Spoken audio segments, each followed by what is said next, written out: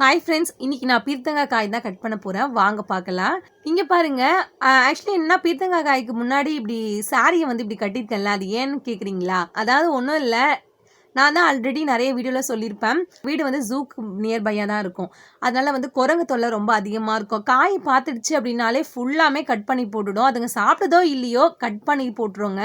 So அது மறைப்புக்காக தான் நான் இப்படி ஓல்டு சாரீஸ்லாம் வீட்டில் இருக்கும்ல, அதை எடுத்து இப்படி கட்டி வச்சுருக்கேன். இங்கே பாருங்க, எவ்வளோ பீர்த்தங்காய் செம்ம ஹாப்பியாக இருக்குங்க. நம்ம வீட்டில் இந்த மாதிரி காய் காய்க்கும் போது, அதுவும் நம்ம செடி போட்டு நம்மளே அந்த காயை கட் பண்ணி அறுக்கும் போதுலாம் அந்த ஃபீலே வேற மாதிரியா இருக்கும். நல்லா நீட்டாக இருக்குது, நல்லா சூப்பராக பெருசாகவே இருக்குது. ஒவ்வொரு காய் பார்த்தீங்கன்னா வளைஞ்சிருக்குல்ல, அதுக்கு ரீசன் என்னென்னா, இப்போ நிறைய பந்தலில் ஃபுல்லாக காய் மறைஞ்சிருக்கோங்க. அது நான் கீழே இறக்கி விடாமல் விட்டுட்டேன்னா அது அந்த ஷேப்புக்கே அது வளர்ந்துரும். ஒரு காய் நான் பார்த்துட்டு என்ன பண்ணுவேன், அதை வந்து இப்படி கீழே இறக்கி விட்டுருவேன் அந்த பிஞ்சிலேயே. ஸோ அது வெயிட்டுக்கு டவுனாக தானே வளர்ந்துட்டு வரும். ஸோ ஸ்ட்ரெயிட்டாக உங்களுக்கு கிடைக்கும். ஏதாவது பிஞ்சு விட்டுது அப்படின்னா நீங்கள் கீழே இறக்கி விட்டுருங்க, உங்களுக்கு அப்போ தான் ஸ்ட்ரெயிட்டாக கிடைக்கும். ஓகே, நீங்கள் செடி போடுறீங்கன்னா ஒவ்வொரு செடிக்கும் ஒரு அடி கேப்பாவது நீங்கள் விட்டு ஒரு செடி நடுங்க. ஏன்னா நீங்கள் கம்மி செடி நட்டால் கூட பரவாயில்ல, ஆனால் ஒரே இடத்துல நிறைய செடி போடாதீங்க. அப்போ தான் நமக்கு நிறைய ஈல்டு கிடைக்குங்க, நிறைய காய் கிடைக்கும். ஓகேங்களா? இப்போ என்கிட்ட இங்கே வந்து ஒரு 6 செடி தான் இருக்கும். ஓகேங்களா? தள்ளி தள்ளி நட்டுருக்கேன். இந்த 6 செடியில எனக்கு இவ்வளோ காய் காய்ச்சிருக்கு. அதே மாதிரி பார்த்தீங்கன்னா, ஃபஸ்ட்டு நாங்கள் செடி போட்டு செடி கொஞ்ச நாள் வளர்ந்துரும். கொஞ்சம் ஹைட்டில் முளைஞ்சி வளர்ந்த உடனே என்ன பண்ணோன்னா, ஒவ்வொரு செடிக்குமே ஒரு ஹைட்டான ஒரு கொம்பு நாங்கள் நட்டுடுவோம். நட்டுட்டு அந்த செடியை அதில் சுற்றி விட்டுருவோங்க. ஏன்னா அதுக்கு ஏதாவது பிடிச்சிட்டு ஏறுற மாதிரி இருந்தால் சீக்கிரமாகவே உங்கள் செடி வந்து பிடிச்சிட்டு க்ரிப்பாக நல்லா வளர்ந்துரும்.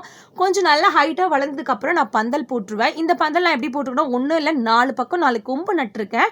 நடுவில் வந்து கட்டுக்கம்பி இருக்குல்லங்க, அதுதான் நான் மேலே வந்து கட்டி பந்தல் மாதிரி ரெடி பண்ணியிருக்கேன்.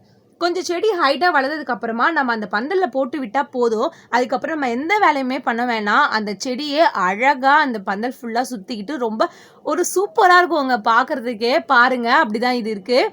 இன்னொன்று பார்த்தீங்கன்னா, நம்ம செடி போடுவோம். செடி வளர்ந்துட்டே இருக்கும் போது செடியில் வந்து பூச்சி அடிச்சிருவோங்க. ஒரு மாதிரி சொறியாக இருக்கும் இலை மேலே, இல்லைனா வந்து இலையே வந்து சாப்பிட்ருக்கோம் அந்த பூச்சி. இந்த மாதிரிலாம் விஷயங்கள் இருந்தால் அதுக்கும் நான் ஒரு ரெமெடி சொல்கிறேன்.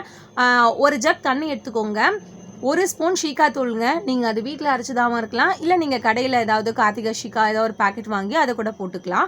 அந்த தண்ணியில் ஷீக்காவையும் வேப்ப எண்ணெயும் ஆட் பண்ணுங்கள். வேப்ப எண்ணெய் வந்து 1 கார்க் ஊற்றிக்கோங்க, ஷீக்கா 1 ஸ்பூன் போட்டுக்கோங்க. தண்ணியில் நல்லா மிக்ஸ் பண்ணிவிட்டு அதை ஒரு வாட்டர் பாட்டிலில் போட்டுட்டு, வாட்டர் பாட்டில் மூடியில் நல்லா ஹோல்ஸ் போட்டு அந்த தண்ணியை நல்லா மிக்ஸ் பண்ணிவிட்டு நல்லா எல்லா செடிக்குமே ஸ்ப்ரே பண்ணுங்கள். எங்கெல்லாம் பூச்சி அடிச்சிருக்கோ அங்கே எல்லாமே ஸ்ப்ரே பண்ணுங்கள். இந்த கசப்பு, ஷீக்காவுமே கசப்பு, வேப்ப எண்ணெயும் கசப்பு. இந்த கசப்புக்காக எந்த பூச்சியுமே வந்து திரும்பி அகைன் உட்காராது. ஆனால் நீங்கள் ஒரு வாட்டி நான் ஸ்ப்ரே அடித்தேன், திரும்ப எனக்கு பூச்சி தாக்குதல் ஏற்பட்டுகிட்டே இருக்குது அப்படின்னு சொல்லாதீங்க. ஏன்னா நீங்கள் 14 டேஸ்க்கு ஒன்ஸ் வந்து இதை பண்ணிகிட்டே இருக்கணும். ஃபுல் அண்ட் ஃபுல் அந்த பூச்சி அந்த செடியிலேருந்து போகணும். அந்த டைம் வரைக்கும் அது நீங்கள் 2 மந்த்ஸ்னாலும் சரி, 14 டேஸ்க்கு ஒன்ஸ் நீங்கள் வந்து ஸ்ப்ரே பண்ணிகிட்டே வாங்க, கண்டிப்பாக போகும். இதே மாதிரி தான் நான் ட்ரை பண்ணிட்டு இருக்கேன். நான் பண்ணுறதுனால எனக்கு பூச்சியுமே வந்து ஃபுல்லாமே க்யூர் ஆகுது. அதனால தான் நான் உங்களுக்கு இந்த டிப்ஸை சொல்கிறேன். பந்தல் ஃபுல்லாக செடி வளர்ந்துச்சுங்க. அதுக்கப்புறம் பூ பூக்க ஆரம்பிக்கும். பூ பூக்க ஆரம்பித்தோடனே அதுக்கப்புறம் அந்த ஃபஸ்ட்டு பூக்கிற பூ வந்து கொட்டிடுங்க. என்னடா இது ஃபஸ்ட்டு பூ பூத்துது, எல்லாமே கொட்டிடுச்சு, காயே விடல அப்படின்னு கவலைப்படாதீங்க. எந்த செடியாக இருந்தாலுமே ஃபஸ்ட்டு பூக்கிற பூ வந்து கொட்டிடும். காயாக மாறுற பூவும் இந்த செடியில் பூக்குங்க. அது நம்ம எப்படி ஐடென்டிஃபை பண்ணணும் அப்படின்னா, நார்மலாக பூ பூக்குறது அப்படின்னா வெறும் பூ மட்டும் தான் இருக்கும், அதுக்கப்புறம் அது கொட்டிடும். ஆனால் காயோட வருது அப்படின்னா அந்த பூவோட முனையில அரும்பு வருங்க. ஒரு அரும்பு வரும், நீட்டாக காய் பிஞ்சு மாதிரி மெலிசாக வரும். அப்போவே நீங்கள் கண்டுபிடிச்சிடலாம் இந்த பூ வந்து காய் தான் விட போகுது அப்படின்னு சொல்லி நீங்கள் ஐடென்டிஃபை பண்ணிக்கலாம். அதுக்கப்புறம் வந்து நான் எங்கே வந்து விதை வாங்குவேன் அப்படின்னு நீங்கள் கேட்குறீங்க அப்படின்னா, நான் விதை வாங்கவே மாட்டேன் வெளியில். நான் ஒவ்வொரு டைமும் செடி போடும் போது அதில் ஒரு காயை மட்டும் நான் அறுக்கவே மாட்டேன். நல்லா முத்த விட்டுட்டு அதுக்கப்புறமா தான் அந்த செடியே செத்து போனதுக்கு அப்புறமா அந்த காயை நான் கட் பண்ணுவேன். அந்த ஒரு காயை கட் பண்ணிவிட்டு ஏதாவது ஒரு மரத்தில் கட்டி விட்டுருவேங்க. அது நல்லா காஞ்சு போயிடும். இதை பாருங்க, இப்படி தான் இருக்கும் காஞ்சதுக்கு அப்புறமா. இந்த மாதிரி காஞ்சதுக்கு அப்புறமா என்ன பண்ணுவேன், இதை ஃபுல்லாக கட் பண்ணி எடுத்துட்டு அதில் இருக்கக்கூடிய சீடை நான் இந்த மாதிரி எடுத்து ஒரு டப்பாவில் போட்டு ஸ்டோர் பண்ணிடுவேங்க. அதுக்கப்புறம் நான் எப்பெல்லாம் செடி போட்டுனோ அப்போல்லாம் இந்த விதையை தான் யூஸ் பண்ணுவேன். பாருங்கள், பீர்த்தங்காய் விதை இப்படி தான் இருக்கும், பிளாக் கலரில். முன்னாடி வந்து ஷார்ப் எட்ஜஸ், பின்னாடி வந்து இந்த மாதிரி இருக்கும். பார்த்தீங்களா? என் கையில் பாருங்கள், உங்களுக்கு தெரியுதா நான் எப்படி வந்து சீடு நடணும்னு கூட சொல்லித்தரேன்.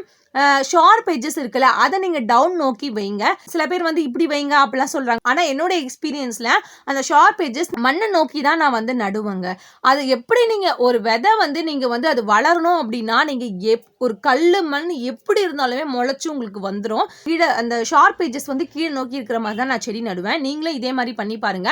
அதே மாதிரி இது வந்து மற்ற விதைகள் மாதிரி வந்து மெலிசாலாம் இருக்காது, நல்லா ஸ்ட்ராங்கா இருக்குன்றனால நீங்க மார்னிங் ஈவினிங் 2 வேளையும் இந்த விதை போட்டுட்டதுக்கு அப்புறமா நல்லா தண்ணி ஊற்றணும். அப்பதான் விதை உங்களுக்கு நல்லா ஊறி சீக்கிரமா வந்து செடி முளைக்க ஆரம்பிச்சிடுங்க. மற்ற விதைகள் மாதிரி இது மெலிசா இருக்காது. அதனால நீங்க நிறைய தண்ணி ஊத்துங்க மார்னிங் ஈவினிங். அது அப்படியே வந்து நல்லா எப்படி தெரியுமா தூயா இருக்கணும். கை வச்சு பார்த்தீங்கன்னா தண்ணி இருக்கணும் அந்த இடத்துல. அதுக்கப்புறமா அது ட்ரை ஆயிடும். ஓகேங்களா? ஆனா தண்ணி வந்து நல்லா தூயா ஊத்திக்கோங்க. ஓகேங்களா?